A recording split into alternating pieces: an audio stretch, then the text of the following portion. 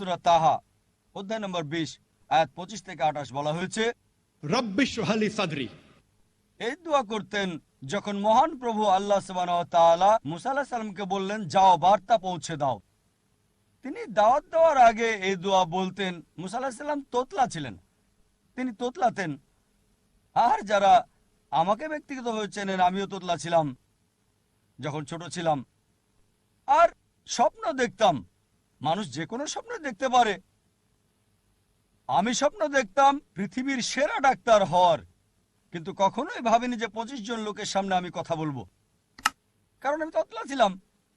লোকজন আমার নাম জিজ্ঞেস করলে আমি বলতাম যা যা যা জাকির, এমনই ছিলাম। আল্লাহ সুবহানাহু ওয়া তাআলার পথে এসে হয়তো 10-15 বছর আগে যখন দাওয়ায় যুক্ত হলাম, যখন দাওয়া দেওয়া শুরু করলাম, তোতলামি চলে গেল। যখন খ্রিস্টান মিশনারিদের সাথে কথা বলি, দেখি আমার তোতলামি একদম নাই। আমি স্টেজে উঠেছিলাম কারণ আমার সহকর্মী তখন পারছিল না, আমি শুরু করলাম। আর এখন স্টেজে আল্লাহর রহমতে শত শত হাজার হাজার লক্ষ লক্ষ লোকের সামনে আমি স্টেজে উঠে কথা বলি, আলহামদুলিল্লাহ। এবার কোরআনের আয়াতে আসি। যখন মুসাকে আল্লাহ সুবহানাহু ওয়া তাআলা বললেন ফিরআউন এবং তার লোকদের দাওয়াত দিতে, তিনি এই দোয়া পড়েছিলেন।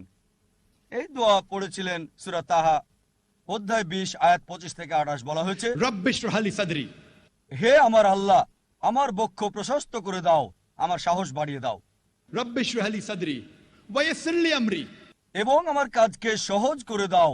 রব্বি ইশরাহ লি সাদরি ওয়া ইয়াসসির লি আমরি ওয়াহলুল উকদাতাম মিন লিসানি ইয়াফকাহু কাওলি।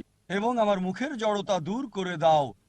কারণ মুসা আলাইহিস সালাম তোতলা ছিলেন, আমিও তোতলা ছিলাম। আমার মুখের জড়তা দূর করে দাও, যাতে তারা আমার কথা বুঝতে পারে। যে সমস্ত লোককে দাওয়াত দিচ্ছি, আমি আল্লাহ সুবহানাহু ওয়া তাআলাকে বলি আমার বক্ষ প্রসারিত করে দিতে, আমার কাজ সহজ করে দিতে, আমার মুখের জড়তা দূর করে দিতে, যাতে লোকজন আমাকে বুঝতে পারে। স্মৃতিশক্তির জন্যও এই দোয়া পড়ে যেতে পারে। তবে প্রথম হচ্ছে আল্লাহর উপর ভরসা করা, দ্বিতীয় কঠোর পরিশ্রম করা, আর তৃতীয় হচ্ছে কৌশল। আশা করি উত্তরটা পেয়েছেন।